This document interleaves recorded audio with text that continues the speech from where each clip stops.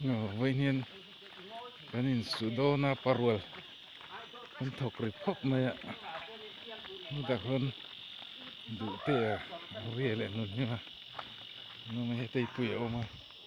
này furlu lo mình virus vangin so va pharan si lo wa luya la tu yom bo te pura la tu yom bok si lo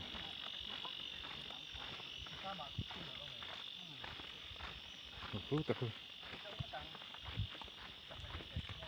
ria pon nuin nau ek zun hu ti her pu tir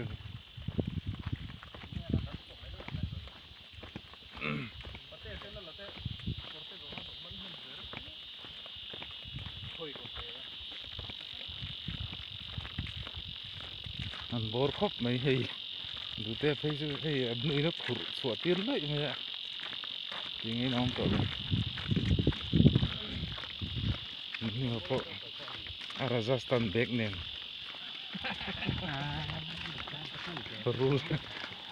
rule mấy rỉ thèm chỉ để khác trụ mấy thèm à là cứ xin mấy đứa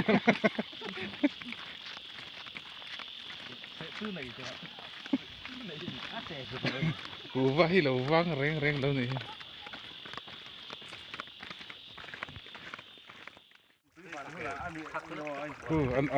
ăn buồn rồi này con măn được ra sabon đâu này thôi su áo hộp thì đâu đó cái sabon lúc su cầm máy cái nó cái nó chỉ đòn đi cái corte thế khác không rồi không là in vào hành đuột lồng ta cái cái mong ụt nó lấy giữa su thì đâu rồi đâu lấy cái gì rồi khát thì rồi đâu mình bỏ khát tiền nó đi rồi hay là boss đó chứ mình bỏ đâu anh mong thế cả lui xe rồi pha thế hậu chứ anh hay tự cắt từ đâu ngấu thấy lúc tụi con là cần nuôi ngấu lúc tụi thấy là ngấu lúc tụi ai ya anh lúc tụi à chuyện trà cái gì nó khác thế để nghe nó lúc tụi không chỉ muốn nó sổ ra sẽ nó có cần bị tắt